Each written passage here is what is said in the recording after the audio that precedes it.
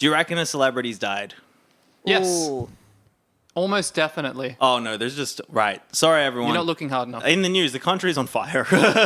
That's the news. Oh. Yeah, country kind of burning. We got watched, scared, and trapped in an... Oh, no, that's really bad.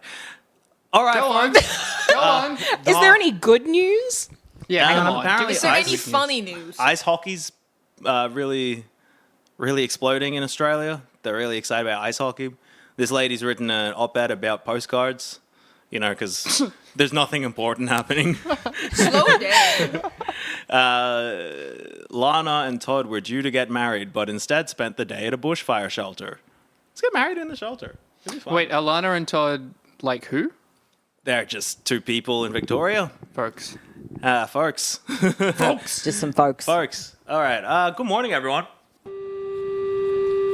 I mean, you know, people are entitled to their sexual proclivities. You know, I mean, let there be 1,000 blossoms bloom. But I ain't spending any time on it. But I ain't spending any time on it. But I ain't spending any time on it. Let there be 1,000 blossoms bloom. But I ain't spending any time on it. Welcome back to another exciting week of Shouldn'ta, where the Bobcatter story has devolved into a Phoenicianism side quest. So we'll be having another chill, fun one this week. I know everyone's very invested in the slides and how pretty they've been. So this week we're giving a shout out to the Market Research Classic template on Google Sheets. Slides. Yay, let's For our audio listeners, don't worry about it. It's fine. The slides, they're green this week. They're just prettier colors. But yeah, also, hey, put our YouTube videos on in the background and entertain your teenage kids or whatever. They love that shit. Yeah. Anyway, hi everybody. This is Yanni. Hi Karen. Hi, Ani. Hi Elle. Hi, Yanni. Hi Jern. Hey, Yanni. And hi Emma. Hi, Annie. And now you all need to greet each other. Yeah, That's the hi. second part. Hi, El. Hi, Karen. Kieran. Hi, Karen. Hi, Jane. Hi, Jane. Emma. Hi, Al. Hi, Emma. Hi, Emma. Oh, Hi, traditionally you do it one at a time, but that's perfect. We've just Where we've did just you get slapped that? it through. We're being efficient. That photo, my God. Which one? Yes. Oh, it's from my photo shoot I did. I have another 50 or so. Which one? Like, come on. Yeah, exactly. Which one? There's great pictures up there. We got some photos up on I the thought you were screen. asking Kieran, so I was like, That's just me. I've got two stories from the news this week, as it were, but we're going to use those stories to bookend the extremely important topic I've asked you to prepare for. But first, I thought we should I'm talk so about something excited. that, no matter how much anxiety over it happening, always feels like it's sneaking up on me. So here's a fucking headline from Declassified Australia. Australia trials Israeli weapon system battle tested in Gaza. What the fuck? So this weapon is a rifle-mounted electro-optical fire control system, which does appear to be an AI-powered aimbot. It's a robot that aims for you. Oh, no. But it's AI-powered on the guns. I mean, Why? it's not the first time they've used AI guided. we're over, guys. It's so over. We're done. But Jesus. Have they used AI guided? I thought they were just using AI to like pick who they killed. It was yeah. Oh yeah, actually yeah. I guess there's a slight distinction there. That's Yeah, I mean, crazy. look, not much of a material one. Like I do see your point in that. Yeah, but the real question is like why? And I've answered it. It's to scare me, Yanni, and all the other grandmas, because that's who these weapons are going to be used on. If I'm being real, they're not firing at anyone else. How many guns are just sitting around in Australia waiting for fucking Palestine action terrorists to grab them, or something about leaking out into organized crime or something? Like they get guns from somewhere. It tends to be when we just ship thousands of guns in for no reason. But anyway. These weapons are in a bunch of scary places already. So Australia is actually late to the Imperial Party. The Fucking idiots. Boom Boom Banquet. The US and UK already use the weapons. They're made by Smart Shooter. Wow. And they're also used in India and in... Mystery Asian customer buys Israeli-made computerized rifle sights. Yeah, a mystery Asian country. I think that narrows it down. Yeah. Where do we think it is? Because we know about most of the Asian countries. I think we'd found most of them. So it's wow, interesting is to this see an where this unfound one's going one? to be. We haven't discovered it Wow, I'm yet. so excited. Yeah, I don't know you where this even one's know. going. I don't know. I thought we'd filled the map out, but It's inside Mount Everest. oh, Yeah. fuck. Yeah. The It's like the inverse of it, Mount Inverest. Yeah, it's a mystery Asian country. The person writing the article's like, they might be talking about Singapore, but we think it's another one, which is great. Oh, good. Yay. And yeah, like the headline said, these have been battle tested in Gaza. As we learned last year, this tends to be a selling point for machinery at defense expos. It's like, hey, we've used them. And now we know the Israeli military sphere is bereft of humanity, reflection, and creativity, right? You know, I wanted everyone to guess, based on that, what this weapon system is named. I thought it'd be a little bit of fun. I'll give you a clue, all right? It's a compound thing. It's a synonym for destroy, and then a number, right? So like destroy 5, right? And that's the little sight on top of the gun that's on the picture. That's the thing. So I just wanted to see what you thought the weapon system's called, the actual weapon systems made by the Israeli army. Is it going to be called like Annihilate? That is really good. That's really That's good. so creative. They should have fucking hired me for They this shit. Honestly. really should have given what. But you did mention one of the things the Israeli army is bereft of is creativity. Creativity, yeah. That's they should. I mean, I hope they don't, but they should hire you. like bullets 1, shooting 1. Emma? Oh, man. I was just listening to the discourse and forgot that I had a question to The answer. format is it's like a synonym for destroy and a number, and that's the name of this weapon system. Oh, man, I'm finding it hard to top Annihilate. Annihilate, all right. Annihilate 2. There's not after that. There's not really any legitimate answer. Elle, do you want to guess one? I know you already know. Yeah, but I do you- know, but let's say kill 1,000, Kill because that's how many 1,000. they're gonna kill in one go. Nice. You wish. Nice. It's the Smash 3000. The fuck? Yeah, it's a meme, like a meme name. It's called Smash 3000. We've bought Smash 3000 from Israel. It's AI aimbots for guns. It sounds like an updated version of Smash Mouth. Well, it's Yeah, actually that's it. it's an updated version of the Smash 2000L. I did look into it.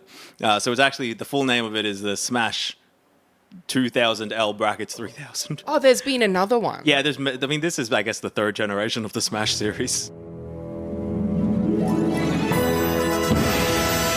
Hey now. We've all been waiting for it with bated breath. Yeah, bated breath and mastered baits. So how the fuck does it like... Yeah, this is like the Gluck Gluck 3000. How the fuck does it work? I don't know.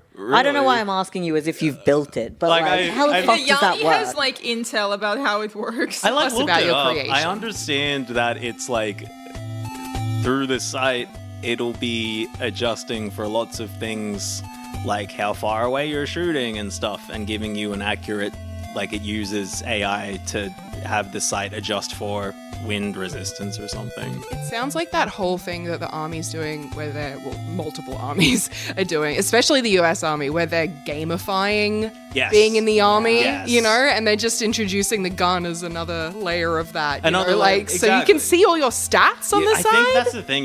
People want to have their KD ratios on their guns, which should, I mean, in theory, not be defined. But yeah, it goes without saying for anything that happens. But this is contrary to international law. But who gives a fuck?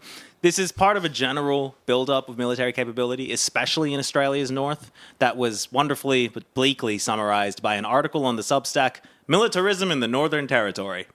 You know, Great. I love a clear title and scope, though. Yeah, Like, hey, this is what this is about, and it is. no fucking around. Yeah. So shout out Militarism in the Northern Territory, the substack, not the concept. Thank you very much, Carrie, for sending this one through. So yeah, the Australian government will be spending $30 billion over the next decade, upgrading our largely pointless military bases to meet U.S. requirements. This goes with the $300 million that the U.S. has spent in the last year to build facilities to support B-52 bombers, F-22 stealth fighters, and other war shit. So here's a silly one, right? The United States and Australia have a deal where the United States has pretty much sovereignty over whatever military shit they have in Australia. And it's known as Show me your moves. the Force Posture Agreement. Jesus Christ. Sorry. For the audience, there's a picture of, is it Falcon? It's Captain Falcon. Captain Falcon from F-Zero? but he's green and gold. But he's green and gold. But he's green and gold. And he's got a Southern Cross on his chest. And he's got a Southern Cross on his chest. Holy shit. Oh my I gosh. was on GIMP for 5 minutes doing that. For everyone incredible. else who doesn't know what the fuck that means, old Nintendo game. Yeah, so the idea of the force posture agreement is that Australia is going to look really scary and extremely frightening to make sure we form what is known as an Indo-Pacific stronghold. Damn. We're going to keep them strongly held. We're going to hold them strong. I just want to be held strongly, you know? I want someone to give me a stronghold. Just give me a stronghold. Just force my posture into a stronghold. all these words are very ominous, but very silly. So, like when the US decides to build 10 more satellites at Pine Gap but point them all at China, they're allowed to do it under the Force Posture Agreement. Show me a move. When the NSA sends the info from Pine Gap to Israel from the rest of the satellites which are pointed at Gaza, they're allowed to do it because of the Indo-Pacific Stronghold under the Force Posture Agreement or whatever. Even if it may or may not be illegal under international law, it is the Australian exception with a spooky name. And if you can't use an exception, you just kind of like lie and fudge things. So that seems to be what this sustainability company, TELUS, has done in their quest to construct the Chandler dump for nuclear waste, 15 kilometers from the community of Tijikala. I've got a render for you. It doesn't look too scary, but can you imagine all the evil that's happening under these buildings? No, that looks scary. Yeah, that's pretty. That looks scary. Is that like computer generated? Yes. Okay. Yes, yeah. sorry, that's the... That makes it especially uncanny, but it also just generally looks pretty dire. Yeah, the idea is that most of it's underground. Apparently under there is a bunch of salt. And so they're going to dig under the salt, and salt absorbs radiation. Is this what happens in Mad Max? Yeah. Is that the Mad Max? Yeah, that's actually the Mad Max. Oh, the Mad Max, the famous. You know, it's Mad Max Force Posture Agreement Road. Yeah, that makes sense. Yeah, they're digging under from here, putting the nuclear waste under the salt, and then the salt's gonna like absorb the radiation, right? And they talk to this farmer who's like a cattle farmer, and he's like, "Yep, there's salt under there. Nothing's gonna get out." It's like, you don't know about that. King. Like, you don't know about salt and radiation. He said it like in the tone of a guy like slapping something he's just built, being like, "Yep, that's not moving." He was like, "Yep, that salt's gonna keep that radiation in." It's This like, ground oh, can man. hold so much radiation because of the salt. What the fuck? Yeah, so Declassified, which is another paper, one of the papers from before, they make the case that TELUS have misled like whoever and whatever, from native title owners to regulatory bodies to naive governments about like what they're doing, the level of contamination in the waste, where they think the waste is going to be produced, and the safety record of the contractor they're working with, which is bad. Oh dear. On their website, which is all about the green energy transition, it looks like they're like a sustainability company looking to make the world a better place. And then when they're pitching to the government, they're like, "Oh, we're going to be cleaning B-52s in this country, and that creates a bunch of nuclear waste because you need to use nuclear waste. You get to clean these fucking planes that Wait. we're cleaning here." To clean them? Yes, cleaning B-52 bombers creates a great deal of nuclear waste. And since Wait, we're hang on. Creates a great deal of nuclear waste. Yes. You're not using the nuclear No, waste sorry, to create that would them. be No, that's yeah, fine. yeah. I was just You're like using nuclear spraying stuff the to fucking like. yeah, it was like wow. we get rid of it. You spray it onto the plane. Fuck. Clean it off. So yeah, to make the B-52s clean, were for AUKUS or whatever, because we've built the B-52 thing here, right? So summarizing the article, TELUS are saying that they're building the big Chandler dump to store extremely low-level radioactive waste, which would be like medical radioactive waste. But all of their business moves and the actual depth of the facility is clearly built for higher-level radioactive waste. Jesus Christ. And we're just kind of meant to believe, like, oh, we're just like vastly overblowing what the budget could have been because, but we're not going to use the extra anyway. It sounds like some bullshit. Yeah. Don't look too hard, guys. Yeah, well, you know, the ABC did an investigation. This is our public broadcaster, the paper of record. You got to trust them. In a 2023 article, they said, despite worries about project creep, that is, if they end up putting in more toxic radioactive waste than they said, the steaming Chandler dump had widespread support amongst native title holders. They speak to an enthusiastic business owner who stands to get paid from this, and the TELUS CEO, Nate Smith, but then briefly go to a local resident who is worried about what the project might do long term. You know, because ABC presents the balanced view. So this is Tijikala resident Elaine Schilling. Tijikala resident Elaine Schilling was concerned that the facility could impact local water sources. Not good. It's going to affect us, all of us, she said. we're just worried about water because we've got a lot of kids, a new generation. I don't know what's going to happen. Did you mention where this is? Sorry, which state this is? It's Northern Territory. It's I think 120 kilometers from Uluru. I see. Yeah. Or so. Sorry, I think, but Central Australia, very much. And yeah, I feel for Elaine. Like, she's very reasonably like, wow, that's an alarming proposition. Yeah. Doesn't sound good. Thankfully, Nate, the CEO of the nuclear waste company, was on hand to reassure us that nothing could possibly go wrong. Oh, let us know, Nate. Mr. Smith claimed there was nothing to worry about, as the vault would sit around 500 metres beneath the lowest known aquifer.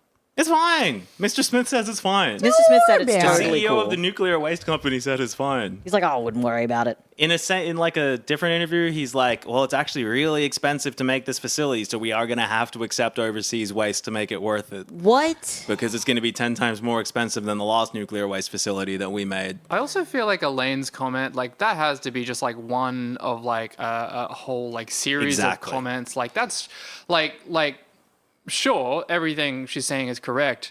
But that is quite understated. It's very understated, and she was also the only person they spoke to that was in opposition to the project. The other people they spoke to were like a land-holding farmer who's also a native title holder, but like he owns a bunch of property there. Like, it always makes it seem like Elaine's just kind of like, yeah, look, I got a couple concerns. Yeah, it seems like when you read independent papers, they're like, yeah, most people here aren't very happy. But if you read the ABC, it's like, oh, some people are a little worried, but the CEO of the company says it's fine. The chairman of the land council says it's fine. This fucking farmer says it's fine. You know, that's salt. That must be everyone. That's basically everyone. And yeah, just there's nothing to worry about. It's fine. You can trust us. And also, they've claimed that the cartwheeling Chandler dump will provide jobs for 100 years. But in their like impact statement things, they're like, yeah, it's going to be for 20 Indigenous people, and they're not going to be local probably. Like, there's like 20 jobs set aside over the 100 years for Indigenous people, maybe not locally, not creating local jobs, which is already a lie anyway. But you know, it's just every level. It's just some bullshit. And yeah, they did totally consult people. This is the consultation process on Maryvale Station.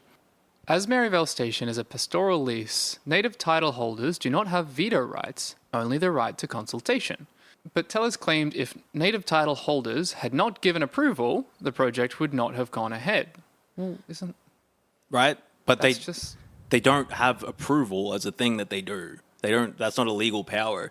Obviously, the risks and the dangers of the project also weren't communicated to native title holders. Like, a lot of people were like, we understood this was a salt mine. We thought this was about the salt, especially probably the ones who would be most negatively affected. Like, if you have a big old like pastoral lease, like, you're not near the dump, you're not necessarily probably can get your own water infrastructure. All this is going to just end up with that, like, you know, Aaron Brockovich style shit, where the communities around here are just going to start having like insane levels of cancer cropping up in children because of radioactive leak. And eventually it'll be like, oh, actually that project that they did was actually fucked up and wasn't at all Turned out correct. Yeah. Yeah. This is just like in 20 years, that's exactly what we're going to see. Is we're going to see like a lot of people just like... Uluru's going to grow like eyes. You know? Some crazy shit. You're going to become a kaiju. Kaiju Uluru. Oh, fuck. It's just grim. It's grim as fuck. It's pretty grim. And it's I think a good example of how the voice to Parliament would have worked.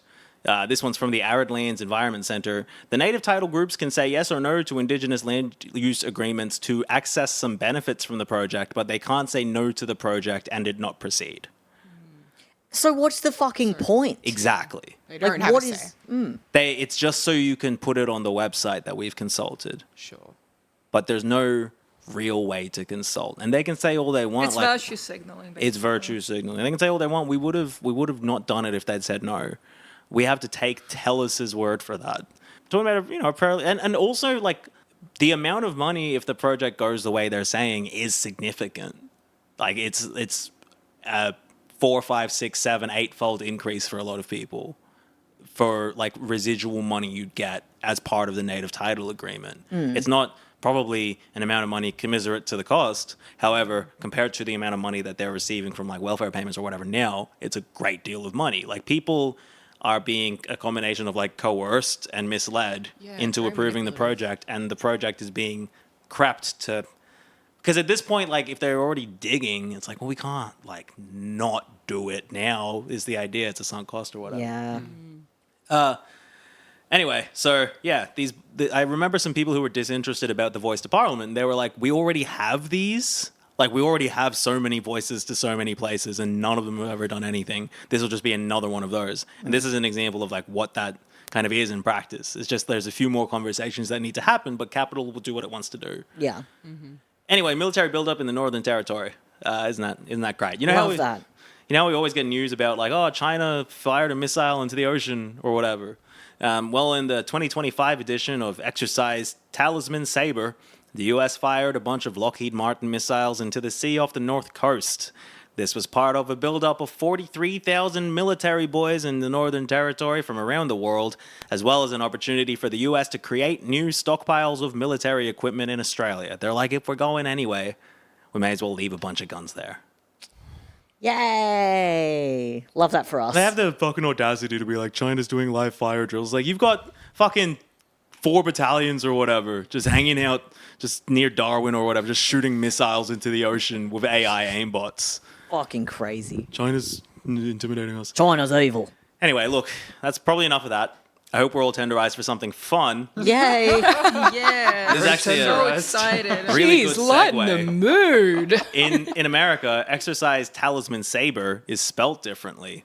They put the E before the R in Sabre. Yeah, fucked up and weird. Because they spell saber more phonetically. So it can't be confused with the word sabre or something. This is because of reforms, I guess, taken by the Webster's Dictionary guy. Hand wave, look at this freak. That's Nice. Webster from Merriam. I don't think he's Merriam. Anyway, so one of the most famous things about English is the, let's say, inconsistent spelling and associated pronunciation rules.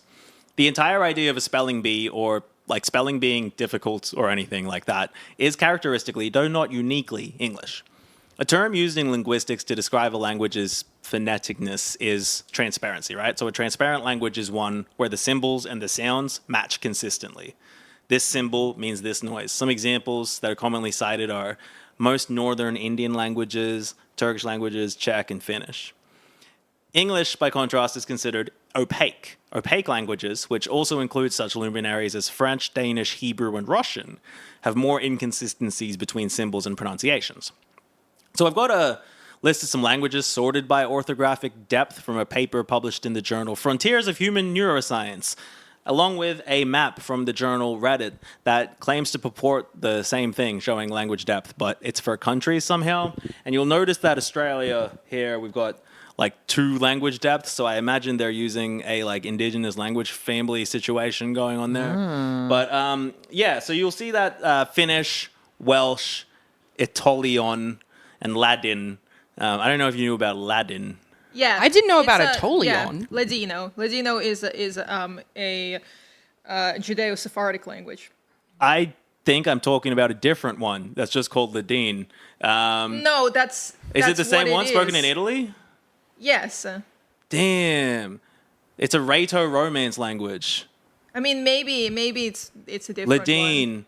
It's a Romance language spoken in the Dolomite Mountains of northern Italy. That's what this is referring to. Right. Okay. Yeah. Where's Aetolian spoken? Because I just thought that was Italian Italian with a misspelled. typos. I think that might actually be Italian with a typo.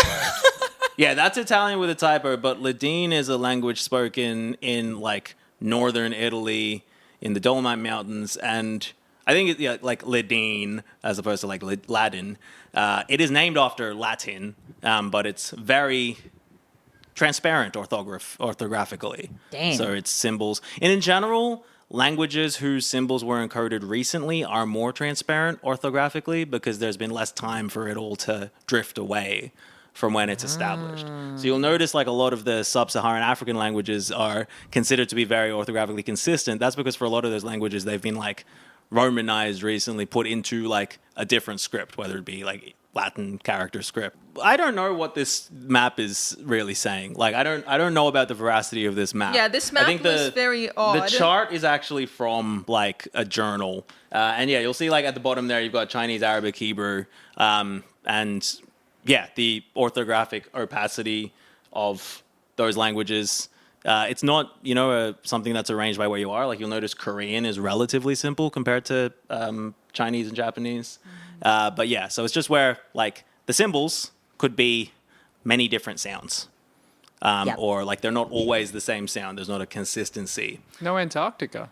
Yeah, no Antarctica, but Antarctica. Australia has 2 colors, which is really weird. I don't know who the person who makes, like, 'cause it's just a website where What he just is makes this like. map? It's a Yeah. tumblr.com. It says map created by linguistics Oh my maps. god, it does. tumblr.com. So it's from Tumblr. It's someone's Tumblr. All right. Someone's pet project. Perfect. Right. Disregard this. It doesn't Literally really make someone's. sense. This is someone's opinion. I guess so. Like, I don't know if that's like Australian language families, like the indigenous ones. But like, I don't know what this is meant to show. Anyway, It's whatever. a very pretty map. so language opacity, transparent language, it looks how it sounds most of the time. Opaque language often is different. And there's a great deal of evidence, though I'm in no position to assess its veracity, that opaque languages exacerbate some of the symptoms of dyslexia. A study was done comparing dyslexic kids who spoke English or German being relatively transparent. And while German dyslexia manifests as slower reading, in English, it's slower and worse. They're getting more words Yeah. wrong. Whereas in German, it's like slower but still accurate.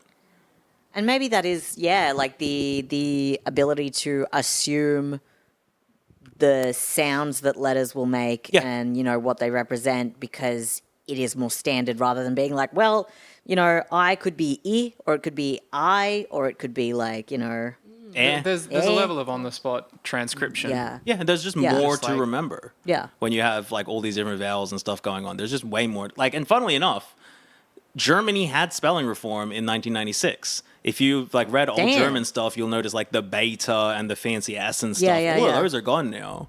And a lot of Damn. other letters were reformed to become more phonetic, and it's apparently paying dividends. Damn. Which is why I would like to introduce my new platform, The Case for Spelling Reform.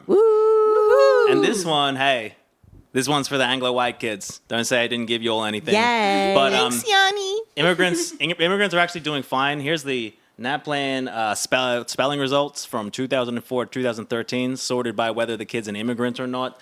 Immigrants basically are the yellow line at the top, and native-born Australians are the blue line at the bottom. I can clarify this is true. Yeah, This and is true. It's true even if you, in fact, in some cases, it's more true if you select kids whose parents are from non-English speaking backgrounds as well. Yeah. Damn. Like, native-born Australian kids are, in general, bringing all the NAPLAN scores down.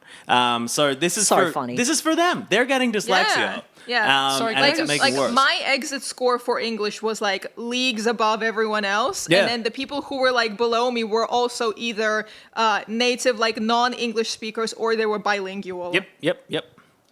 What's the difference between both any and one? I was about to ask that. What's Like, any? both is Where does obviously both and one are Yeah, in but contrast where to each does- other, but any fit in? I think any immigrant parent would be like, you either have one or two. Both would be you have two, and one would be you have one. Oh, so any is Any just is, like, combining the combining records of one and Yeah, you both. notice it's always in the okay. middle. Okay, gotcha. Yeah. Right. I was just thinking, was this for like, children growing up in like polycules? Yeah, Like, yeah. is that what it would be? If you have They three, included that. the ideal amount is actually you want 3 immigrant and 1 local parent. So, Because Annie's doing pretty and he's good, doing pretty well. But like both immigrant parents is killing.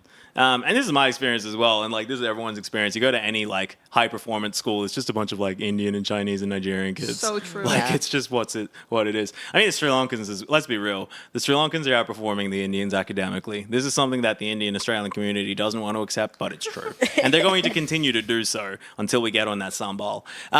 But obviously this is a complex outcome of a bunch of different things. Like there's like economics reasons and political reasons and blah, blah, blah. But I'm going to focus on one thing, the goddamn Australian accent and how hard it makes spelling.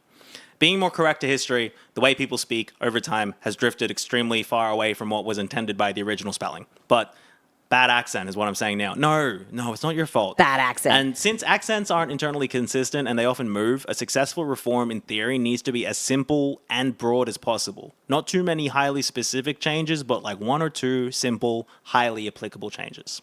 So we'll take Spelling Reform 1, SR1, proposed by Harry Lindgren in 1969. You know how one of the greatest scientific minds, Albert Einstein, was working as a patent clerk when he developed the theory of relativity or whatever? Well, Harry was a patent clerk in Canberra and is best known as an amateur mathematician and linguist, and is one of Australia's greatest scientific minds, probably. Ooh. Here's Wikipedia on Harry's mathematics. Lindgren published articles in several mathematical journals, which culminated in his famous book. Culminated. Culminated? Culminated. Oh. Which culminated. We're exemplifying. We're exemplifying. Immigrants, we get the job done. Which culminated in his famous book, Geometric Dissections, which explores techniques for devising and solving dissection puzzles. When published, his work was the only complete treatment of this subject in any language. Yeah, so he made up a math and then was the best at it, I guess is what's... You know, God, I wish that were me. If you ever done a little puzzle that like gives you a shape and is like, can you make this shape into a bunch of smaller shapes that are like this? Yeah. That's like Harry's thing. Like that's what he's like Oh. so passionate about. Damn, Like, we're talking I about, used to love that like shit. primary school shit. Yeah, they give Yeah. you the little blocks and you've got to be like, oh, you can arrange it, see if you can make a horse. Yeah, I've got a real uh-oh. You know what it's called? What? Trans dissection. Oh no. Yeah. Oh, no. Taking apart, you know, trans We all and hate to hear it. He's the world's best at dissecting transes. How do Here's- we work? Let's Yeah. find out. Well, look, I've got a diagram. This is how you turn a pentagram into 4 pentagrams. Look at that, huh? June, you want to explain what we've done to this pentagram? You fucking explain. What do you mean? it's a Uh, You fucking explain it. Pentagon, rather, not Pentagon. pentagram. I was gonna say, Sorry, that's not a pentagram. Pentagon. I was questioning myself. It is one pentagon made up of a series of Not pentagons. not pentagons. What do we call that? There are 2 pentagons. Just 2. How many pentagons do you see in this image? Well, they've each got. For the actually, audio no. listener, there's pentagons on the screen. There is one pentagon made up of a series of complicated shapes, apart from the 2 other pentagons inside it. And there are, on the other hand, 4 pentagons which are, implied to be made up of the shapes within the bigger pentagon. Yeah, How do they do? this is trans dissection, and you've explained it perfectly. You did Perfect. a That's great exactly job, right. sweetie. Well done, Trans from June. birth. But yeah, that's Harry. He's like really into this stuff, and he also wrote the only book on it for a while. That's so fucking That's funny. hyperfixation. Yeah, well, maybe. He had multiple hyperfixations, because unrelated to this, probably, he founded the Spelling Action Society in Narrabundah. Because don't forget, we're not really talking about maths. And he proposed Spelling Reform Thank 1, God. which does imply Spelling Reform 2, but we will leave that to the side. Hell yeah. Harry believed that reforming vowels was more important than consonants, and wanted to replace as many vowels as possible with just the letter E. Here's some of Lindgren's examples of how to change the spelling of words from his book, Spelling Reform, A New Approach. Ooh, I like hemorrhage. For instance, the word any, which previously spelt, A-N-Y, any. is now spelt, E-N-Y, any. and we can just keep going through.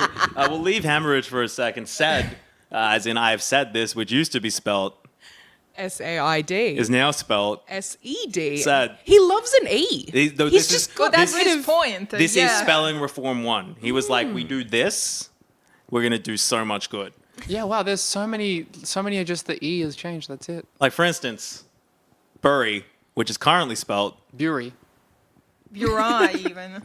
Do you all know what spelt means? I was spelling it phonetically. B-U-R-Y. But in SR1, it's going to be. Berry, like the thing you eat, but also No, it's Without Like an R. berry. one less. One less R. B-E-R-Y. Thank you very much, Elle. My fucking God. Hey, you made me describe the pentagons. Hey, you did really well. You described the pentagons well. You did a fantastic This job. is- You could write a book about that. This is actually crazy. Like What do you think any, about- said, says, head, Guess, G-E-S-S, guess. guess, friend, leopard. Yeah, sure. I think missed an opportunity with leopard. Leopard we have originally spelt like leopard is spelled L-E-O-P-A-R-D. Well done. And he wants it L-E-P-A-R-D. I reckon he should have just gone L-E-P-E-R-D. Leopard. Leopard. Yeah. Leopard. Leopard. Yeah. Yeah. Why Actually, Get rid of the maybe A. get rid of the R as well. Leopard. is 3 Yeah, pence we changed? don't need the R. L-E-P-E-D. Leopard. say the Leopard. R. Keep that in mind. Oh, Keep that in shit. mind. What's up with 3 pence? I don't know what's going on with. Is it threepence? Well, technically it's threepence, but What is That's what I was thinking. No, but what is it? it's a Something from Mary Poppins, I think. Oh, no, okay. it's a measurement of money. Is it like 3 pence? I Yeah. don't know. It's a Okay. measurement of money. I think it is 3 pence. It's British. If it's threepence, it should be you. This is from I think the 70s, so I don't know if we were using go the of the dollar E's. at that Threepence. point. Yeah, it should Give be you, up the but he wanted. E's. He only wanted to. He just wanted to Unless put E's threepence is in thing. different to threepence. Yeah, maybe it is. I've like because I look at that. I'm like, well, that says 3 pence. Surely that is 2 words. One of Yeah. them being 3. 3 pence. The other one Yeah, being there pence. is like Are we looking up 3 pence or threepence? Because it's Threepence? they have yeah, like I need to there know. is- there tuppence, is which was actually- 2 pence. Whatever. Tuppence is 2 pence. Okay, Yeah. okay. So It's probably like the, threepence. the Australian threepence pronounced threepence. Threepence. So, but I've also heard threepence. Yeah, That's probably threepence just is the a British thing. pronunciation. Yeah. I was thinking about tuppence. You might be thinking of tuppence. No, no. no, threepence is correct. I think it's just Search British. threepence. Oh, am I thinking of the feed? Man, I mean, these guys just Threepence make a things bag. up. Threepence a bag. That's so from Mary Poppins, the Feed the Birds song. Yeah. Wait, let me look up Threepence a I thought it bag. was Birds. tuppence a bag. Oh, I don't know anymore. Yeah, it's a unit of money. Yeah, Is it 3 pence? Oh, it's tuppence in Feed the Birds. Tuppence. yeah, because it's 2. Is this threepence 3? I believe it must be. It's just crazy. It's just 3. We already had the number, you know. Okay, so here's our class participation. We are doing some language reform, some spelling reform. What are we doing? We're gonna start with Kieran. Hi. First of the show, Kieran. What would you like to reform? Yeah, so my idea for reforming the Australian language is that I think we need to formalize the j noise, which is a contraction between words ending with a D followed by U, like would you, could you, should be more like would ya, could ya, you know? Yeah, and would you like just? Do you want to do this? Do you want to like go out somewhere? Do you want a letter for J? Yeah, I think I would like a letter for j, Yeah, cool. but I think I don't know if you need a letter. It looks so cool. There's something about Ja? adding ja. Just, it looks fun. maybe we should just keep it as j. And currently, jazzy. It's DJAH is how it's been spelled Yes, on the screen. DJAH, which I So- think is really fun. Like, I just think that's how we should do it because I think the letter D in Australian English as a letter feels like it is being absorbed by J a lot of the time, and so I feel like perhaps we should just let it. Yeah, let's just let it eat up. Yeah. Well, we were just talking before the podcast about Dune and June. And about Dune and June. So, like, Dune and yeah, June. it fits into that Yeah. narrative. Yeah. What do you call June at the beach? Sand June. St. June. Hey. Well. What do you call June if she was? Wow. What do you call? Have you Knew ever that had was a going to go June? nowhere. Have you ever had it Damn, this is going really well, guys. that you wish you want you You would and you No, wanted that's to the do name of the so place much where you they could keep do anything? Where they keep insects? An apiary? June bug. Aviary. June bug. Anyway, next on our class participation, we have Emma, who would like to. Yeah, so I think ER is like we put ER at the end of words a lot, like, you know, better, you know, but we don't say better. We say better. We do say You know, so just chuck an Well, I don't AH think at we the do, end but- instead. It Yeah, just you'll- makes you'll so say. much more sense. Like lawyer, driver, fucker. Thanks, Yanni, for those. Yeah, I like those suggestions. If Fucker. I wasn't given examples, I gave some examples, you know. We next have L, who is suggesting. I think anytime that there's a C that makes a K sound, it should just be a K. Because why is there a C? Why is the C making the K sound? So true. June. Yeah, pretty straight up. I think if we want to revolutionize the language, if we want to fix the language, We're reforming it. We're not reform, not revolution. Revolutionizing the language, we'd be like adopting Cyrillic or something. Like, yeah, right. We got to look to the kids. We got to look to the schoolyards. I mean, that's where the learning is happening. that's where right? they're doing the things. That's where it's all happening. So I'd like to formalize UTS, Oots. Woods. which is spelled O-O-T-S-E or O-O-T-S or O-O-T-Z. There's a few variants. I think I've also heard boots Boots. sometimes. I don't know. But I think I'm more familiar with UTS. It's Uts. like, UTS gun. It's like, you know, like... So this is new to me. It It felt new to me until June told me about it, and then it kind of brought back memories. Keeping in mind, I went to school like 50 years ago, so it could have changed a little bit since then. But yeah, I think like... This is something that was contemporary to us. Yeah. Oh. Well, it's like, okay, I went to Do like you know a this? public school in Queensland. I went to a public school in Canberra, so may as well not have been. Maybe it's a Queensland thing. Maybe it's a Queensland thing. I like it though. So just putting that in the dictionary. I think. Yeah. Well, I mean, especially, yeah, like, and it's got a variety of uses. It's the kind of like, would you like to fight or no? It can also be, how like a lot of male friends will kind of hit each other in kind of a loving way. It's like they just kind of physically assault each other. Yeah. So like it's like utskan. It's like like it's like I can't hug you. I don't have the capacity to be able to hug you in a non-aggressive way, but I can. Yeah, that's physical affection. It's kind of like it's kind of like a grok style word that can be used Can mean many things. It's malleable. Yeah. And it can, I think it's doubled as like a like the sound that a bass drum makes as well. Yeah. It fits into the culture. Well, look, while I appreciate Lindgren's ambition, and thank you everyone for your suggestions for how we could adapt SR1, I don't think vowels are the first place to start. Australia is experiencing what is referred to as the weak vowel merger, where most words start to sound kind of like which is why, for instance, rabbit has no reason to rhyme with abbot. In Damn. theory. Rabbit They abbot. sure do look similar in those pictures, Yanni. Like they're completely different words. And leftist icons, Vladimir Lenin and John Lennon, in theory, have Lennon and Lennon. extremely yeah. different last names, although their ideologies are exactly identical. And Australians would say their names the same way. But one of the classic examples of the weak vowel merger is the phrase, Roses?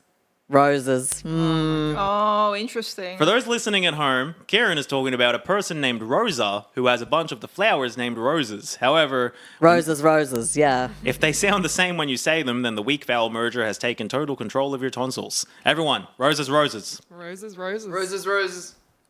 roses? Ooh, we got a bit of a Roses, vowel roses. merger. To me, I pronounce that as Rosa. Not Roses, Rosa. roses. Not Rosa, it's Rosa. real like close for Roses. me. Roses, Roses. roses. There's some other vowel mergers emerging in Australian accented English that I wanted to test with the Australian accented folks and L. So if someone want to say this. I feel like I've had my fill. So that is the. That is not how you sound normally. That is the eel-ill merger, and I feel like if June was saying it normally, I feel like I've had my fill. there's a difference. All right, so you Yeah, haven't. no, there's definitely a difference. You haven't got the eel-ill merger yet. We've then got this one. Who wants to? Dole, you gotta get on the dole. And that is the Nice. all merger. So dole versus Oh, you gotta get on the dole. dole. Dole. We've then got this one. I'm such a fool. I was already full of beans. Wow, those are so similar. Which is the ul merger. Yeah. This one, I know in Bengali, those are distinct letters, those two uls. Yeah, So that one yeah. for me, I hear quite strongly. And this last one, Hal 9000 is a character from the movie Hal's Moving Castle. That is so. It's like the same word. Can we all have a go at each one of these? yeah, Yes. okay, go on. Everyone have a little go. But yeah, that last one there was the owl merger. So Hal and Howl. But Right. yeah, all right. Elle, do you want to read these like they're a story? Okay. I feel like I've had my fill. Okay, pretty distinct. Doll, you gotta get on the dole. Pretty distinct. I'm such a fool. I was already full brackets of beans. You know what brackets mean. Hal 9000 is a character from the movie Howl's Moving Castle. I struggled to figure out a sentence including the words howl and howl. That's fair enough. So I just You did good. I tried my You best. did good, thank you. Juniper? I feel like I've had my fill. Dole, you gotta get on the dole. I'm such a fool. I was already full of beans. Hal 9000 is a character from the movie Hal's Moving Castle. I think the howl is the closest one for you. I think so. Yeah. Karen? I feel like I've had my fill. Doll, you gotta get on the dole. That's the same. doll. I'm such a fool. I was already full. That's the same. Hal 9000 is a character from the movie Hal's Moving Castle. That's the same. That's literally Fuck off. that is fully the same Fuck word. off. Yeah. Howls. I feel like I've had my fill. I'm such a fool. I was already full of beans. It was pretty Yes. close. It's pretty Yeah. close. Full of doll. You gotta get on the doll. You just said the doll twice. Doll. Yeah. Hal 9000 is a character from the movie Hal's Moving Castle. There's a little bit of a tip. I think You two are definitely the worst. How dare Yeah, you? Not yeah. worst. Sorry. The worst. Most. That's crazy. Your vowels have merged the most. Yeah, that makes sense. But not. Yanni, you do it. Oh, You go, Yanni. Yes. I'll read off my thing. I feel like I've had my fill. Doll, you got to get on the doll. I'm such a fool. I was already full of beans. Same.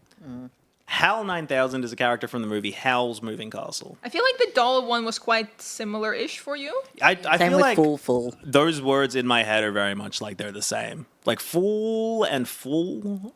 It's there. Fool, It's fool. there. Close. But yeah, as the process continues, you'll see like a chain shift where the vowels kind of influence each other and all kind of trend towards that noise, which we see extremely prominently in the disgusting, uncultivated, barbaric New Zealand English.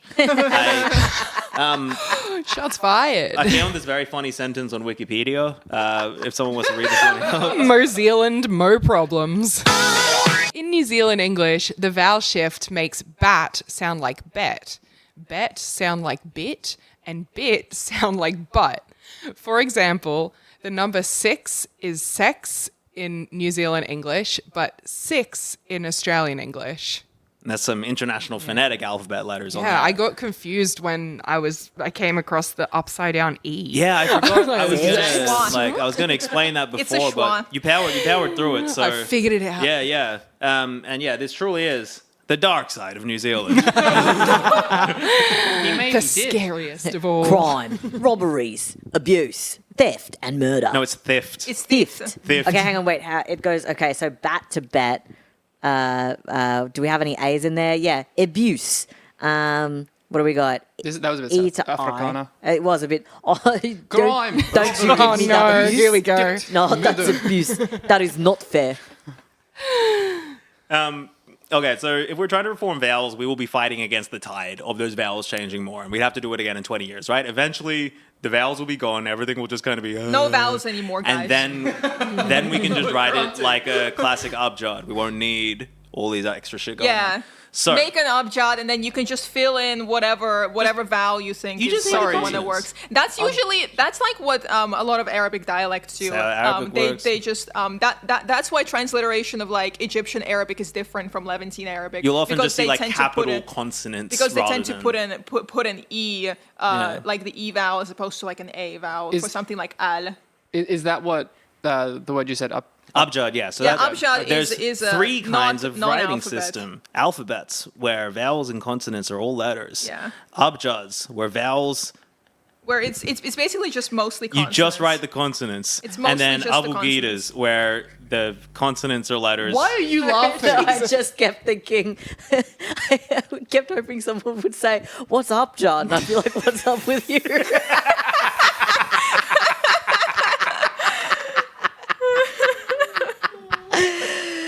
Oh, I was just waiting. Thank you for sharing I it. just discarded everything you both were telling me because Kieran was like, I was like, oh, there's some in-joke going on here. that I haven't just didn't recognized." know Kieran had the genius of what's abjad with you or whatever it was coming in. The other one's an abugida, where you write the consonant fully, but you have a little symbol for the vowels. Bengali and Hindi are abugidas. Yes. And ge'ez. But if fighting the vowels, we're going to lose, right? So what I suggest, and it actually comes along from what Emma was saying, which is we should just get rid of R most of the time. Not all the time. It can stay at the start of words. And if it's like an R right after a consonant like drum, you're saying that. But like, say this, Karen. I'm sure I saw shore at the shore. No, There was an extra one there. no, Yeah, you added one. Oh, You I'm definitely sure added I one. saw shore at the shore. What is going on? I'm sure. I'm sure. Damn, I'm all sure those, all I those saw words, shore at the shore. all those words would sound I'm differently if I sure I pronounced it. saw shore at the shore. Emma, could you handle this one for me, please? Whatever the fuck this is. Put butter in the batter before Kata gets here. Where's the R's? Put butter in the batter before Kata gets here. Listen, June, what's going on here? I left the FOIA. Oh, you don't know about FOIAs. It's Freedom of Information. So I'm meant to pronounce it Yeah. phonetically. So Okay. I left the. I've been given a non-word. I didn't realize you didn't know about FOIA. I FOIA? guess that's like a nerd shit where you just I say left FOIA. the foyer in the foyer. Yeah, I left the FOIA in the FOIA. Yeah. I think I have one more. Oh, no, I don't. No. We all, Anyway, yeah, what are you even saying? What are you even saying? Put butter in the batter before Kata gets here. I left the foyer in the foyer for you. So, like, the kata, left the that should be like you're foyer saying, in the foyer for ya. Kattah. Like you were describing. That's what it is. Shore with Sure? shore. What are you, shore? We're just saying shore. I'm sure I saw shore at the shore. Like, that's just saying, I'm sure I saw shore at the shore. I had Shore. a very Earn, earn. yeah, no. Earn. I had a very sweetly older teacher who would always say sure. Sure. I'm sure. Like for sure, like yeah. S-U. Oh yes, Sure. sure. I can't even do it like she would do I it. say sure. Sure. Yeah. Yeah, I say everything rhotically. But yeah, like children can't spell these words when they hear them, right? Like if you're a kid and you hear the word shore and someone's talking about the seashore, you're not going to put an R in there until you're like 12. Like, why would you put an R in there? How can they be blamed when their parents have never pronounced the letter R for misspelling words with R?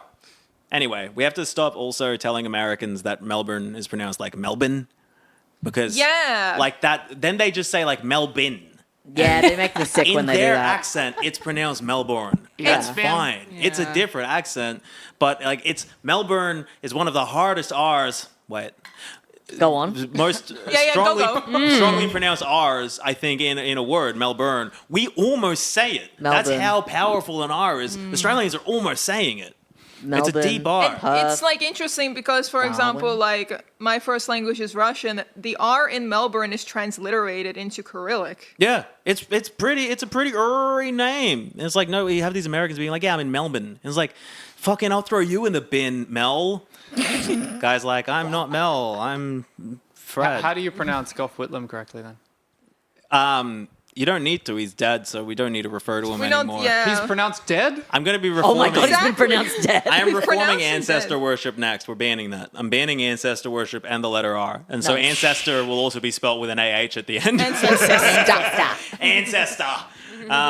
But yeah, that was fun. On good news, we fixed language, and now we're going to fix something else. I'm going to fix planes. Who wants to read out this headline? Revealed how aviation emissions could be halved without cutting journeys. They figured it out, guys. There's going to be as much holiday. Wait. Much As many holidays. travel. As much travel and as many holidays is what I meant. As we have right now, but the planes are going to be better. All they have to do is get the planes to replace all of their planes with newer planes. The planes to do it? Get the planes to have to replace the planes. Well, they need to learn to be independent. They need to be Honestly. independent. We need to get rid of first class seats. We need to make flights more expensive and also run fewer of them. Once the 5,000 planes in the global order backlog of planes due to supply chain plane issues are constructed, we'll be able to then make the less toxic planes.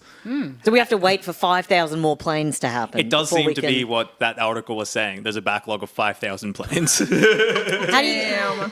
Bruh. Because there's just not shit. And planes are something that like will not exist extremely quickly when things fall apart or get better. Like they will be gone. There won't be planes. There's really no need for them now. It's demonstrative right now. 1% of people are taking 50% of flights. Only 4% of people actually ever fly abroad. And the frequency with which big airlines collapse and get bought out is an example of how insanely low profit margins are. There's some complete cope delirium in the article with the study head Stefan Gosling saying, oh, Wow. wait a second, sorry. The study had Stefan Gosling saying, oh, wait a second. The study had Stefan Gosling saying, who wants to read out Stefan Gosling? I've always thought air transport was already very efficient. And that is also what airlines like to tell people. But in reality, it's very inefficient. This fucking guy. I always thought it was efficient. I didn't realize it was inefficient.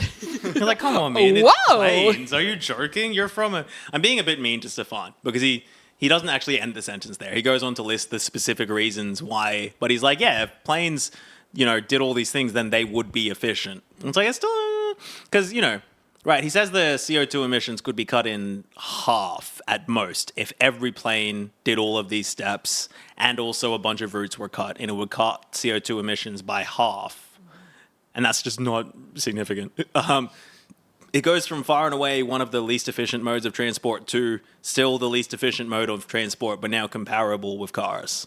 Like if you cut it in half. Like it's not important, and also you need to just have less planes going anywhere. But being efficient for a plane is different to being efficient. Anyway, Australia being the shithouse pre-post-capitalist dispersed state of gong show tourists that it is part of the top 10 countries emitting the most CO2 per passenger. So like our flights, while there's already a lot of them, are also very inefficient.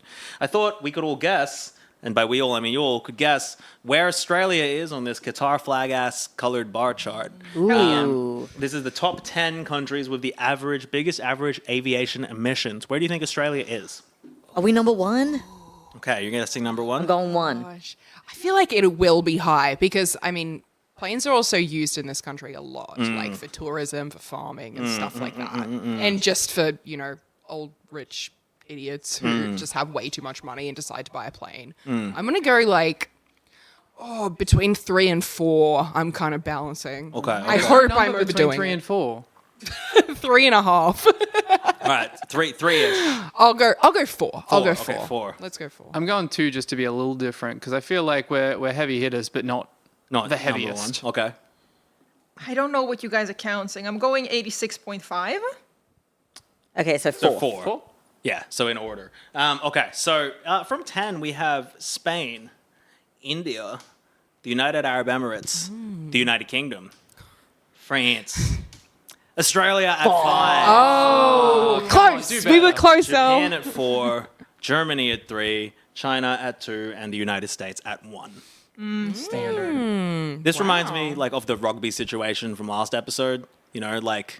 The purpose of this article is to soothe people who can't imagine a world without flights, but also they feel bad about global warming, and so there's just cope, right? If I can still have my holidays and we can still have all of this, it's the plane companies. They're not cutting out half of their seats, reducing all of their business, making it more expensive to fly, and acting like responsible stewards of the world. If the planes companies started doing that, I could still go on my holidays.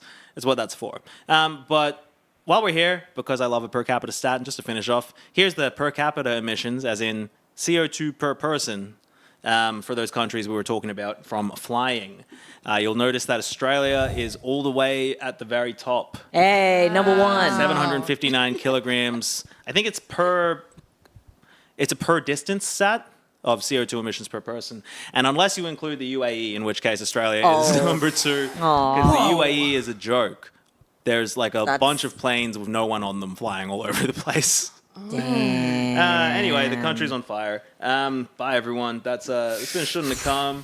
What an ending. Yeah, that's kind of where I got it. Everything's on fire. Damn. Planes are still going. That was grim start, grim end, very entertaining middle. Loved it. Yeah, that's it's a sandwich. Yeah, It's it's Strange sandwich, a strange and confusing sandwich. Look, I didn't have enough on spelling reform Fair for an enough. episode, but also Carrie sent me the art. The I militarism. wish we just would have had a whole lot of just reading out sentences. I wish we had more of that. Yeah, let's just go for 3 hours of just doing this. I love sentences. Well, as an enjoyer of linguistics, I would enjoy that for 3 hours. Used to be that you couldn't admit to enjoying linguistics in public. We've gone so far as a Sorry, it's What did you say? conolingus. Oh, I was talking cunnilingus. about conolingus. Used to be that you couldn't be a cunning linguist. That's the one. I couldn't remember the pun.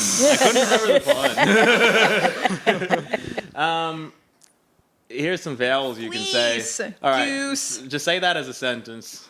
Fleece, goose, face, goat, price, mouth. Fleece, goose, face, goat, price, mouth. Fleece, goose, face, goat, price, mouth. Fleece, goose, face. You've got this. How did you all just say that? I've got no idea. Just one take, done. Fleece, goose, face, goat, price, mouth. So it seems to be here saying that mouth is the one that should have the biggest difference between the cultivated Australian accent, which is kind of Jern's, and the broad and general ones, which is kind of yours. Fleece, goose, face, goat, price, mouth. In broad English, broad Australian English, it often becomes a diphthong, where it becomes like fleus, Plius. Oh, goous, Fleus, goose, feus, face. go it, Go it. Go it. Like Go go it, it, but go price, it. mail. go at it. Unfortunately, there weren't many like sentences. I would find the thing and make the sentence out of it. You know. We can just read out the whole Happy Wikipedia tensing. I just article saw if you happy want. Tensing. Yeah, happy tensing. That was the whole thing. I was going Happy to. I was tensing. Well, I've going never Sorry, been Emma, I happy interrupted. tensing. But yeah, we could read out the whole Wikipedia. We could read out these examples of vowels if we wanted. yeah. But you know, I'll get maybe I'll make that a thing. I'll get more Wait, sentences. what was yod dropping? It's when you drop the I'm out yod. here. Oh yeah, and drop the yod. Drop the yod. Don't you drop the That's yod? so. I think that's actually Jern stuff. Oh, yod dropping. June's always yod Tuesday. dropping. Like June. Yeah, she Stop always dropping the choose. yod every time. Yeah, that's another one. She The drops our TU, yod. the Try to make me stop Tuesday. dropping yard. Which one? That's another one, like Tuesday. Tuesday. Oh, You yeah. know, Tuesday. which is just like Yeah. Tuesday, Tuesday. as in a day that you Tuesday. chew. Like, Taco Tuesday. Yeah, Chaco Tuesday. Tuesday. Oh, Tuesday. can we talk about Wednesday? Wednesday? Like that Wednesday. pisses me Wednesday. off. You're not saying Wednesday? Wednesday. I'm saying Wednesday. Wednesday. That's how I say Wednesday. Wednesday. Wednesday. You've never called me weird for saying Wednesday. That's how I you say it. never Well, said now it. I Now am. you suddenly have a problem Now with you it? have a Exactly. I have I a problem do. with Wednesday. This is why your country is falling behind in spelling. You won't say Wednesday. Oh no, you'll need to call an ambulance for that burn. All right, there's nothing wrong with saying ambulance. Oh, is that something you do? Not anymore. I unfortunately bullied her out of it. Yeah. I just don't. Good, I good just don't job. refer to the ambulance a lot. I have to think for a second. Like, Don't you fucking say it. Shouldntacome is a production of Hotties and Such at June's house. And so on and so Yeah, forth. it is. Patreon.com/shouldntacome, shouldntacome@gmail.com, or youtube.com/@shouldntacome are our links. They will be in the description, and it is always spelled SHOULDNTACOME, or as the clowns I've got with me here would say, it's spelled shouldntacome. Shouldn't have come. Shouldn't have come. How you spell it. Shouldn't. Why has it got an L in it? There's one for you. Shouldn't. And like couldn't. Would. Wouldn't. Should. Like it should just be would. Should. Wouldn't. Wouldn't. What about library? No, everyone just my says gosh. library. Well, Library. some people say Library. library. Library. Library. Some people say Liberia. Some people do say that. Liberia. Yeah. Yeah. Library. There's a Yeah, couple I of guess people I who would say spell that. it like Libree. Library. Oh, I love that. Library, like That's a the front of the library. library. It feels like a Hearing. Pokemon. Library. The book Pokemon. Thanks very much. We'll be back next week. I think we'll be talking about Bruni Island next week, actually. Hey! Because I don't think I'll get Cato done in time, and I don't know if you're going to get Pauline done in I'm time. desperately attempting to get Pauline done, but like, she is herself. She's got a lot to say. And hopefully that all recorded. All All right, love yous. right, bye. Bye. As always, kill yourself. Kill Yeah, kill yourself.